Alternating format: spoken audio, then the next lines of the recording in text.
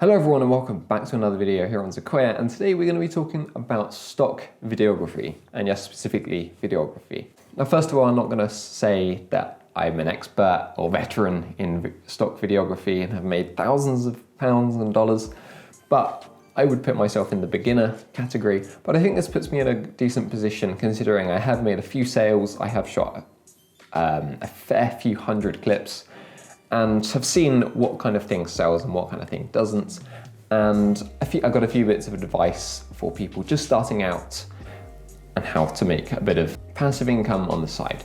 Now, I think stock videography is probably one of the best ways to make money with video, because you can shoot the simplest things and make a huge amount of money in relation to the time you put into making these videos.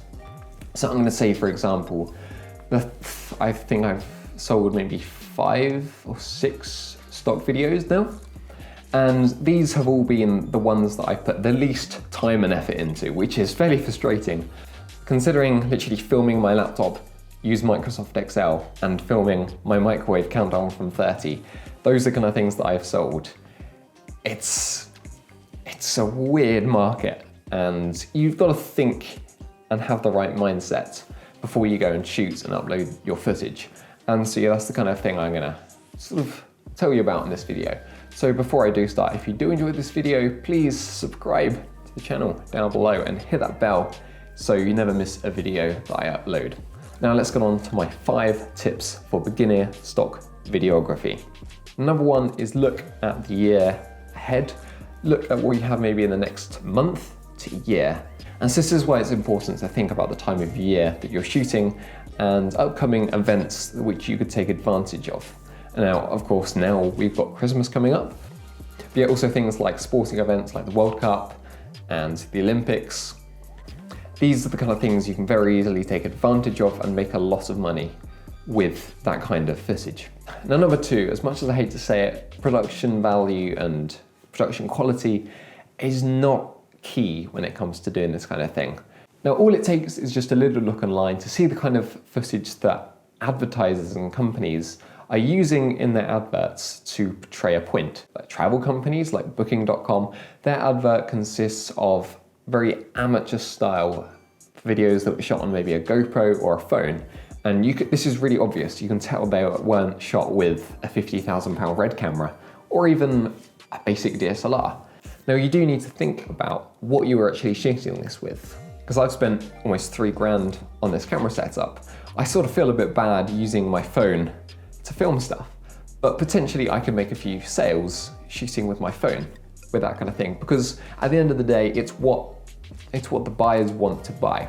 And if they're looking for amateur style videos, then that is what they'll buy. They won't replace what they want with something that comes from a good camera. So that is one thing to bear in mind. And number 3 is model releases. I'm going to leave out property releases as they're weird, but I'm going to stick to model releases. Now, the intuition behind model releases is that if someone's recognizable, they need to have a model release. But if it's just showing their arms or something, then they don't technically need a model release because they're not recognizable.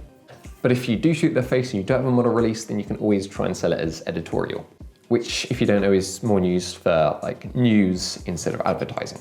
That's basically what it's for, conventionally. Yeah, even if the person isn't recognizable, a lot of the time, if you can, it's worthwhile getting a model release for the person, even if they're not recognizable. Basically, the reason is that if a company was going to be buying footage, someone is debatably recognizable, or it's just their hands, then the company is buying this footage will have the peace of mind that they're not going to run into any legal disputes over the footage they're buying, as they definitely have the documentation to prove that they're allowed to use that footage. Now, my tip number 4 is things need to be perfect. Now, this sort of sounds like it contrasts with my previous point about amateur looking videos, but I'm talking about making it perfect in that don't have imperfections. So for example, when I went to Dubai, I unfortunately had a bit of sensor dirt and over there wasn't able to get it off.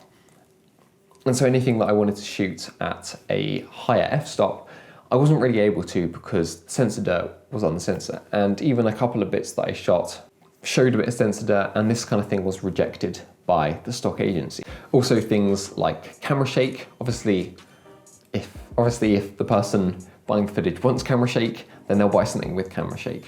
If they don't, then most of the time it's best to get your footage as smooth as possible, which is why it's worth investing in a gimbal, even if it's just for a phone or a full-size DSLR.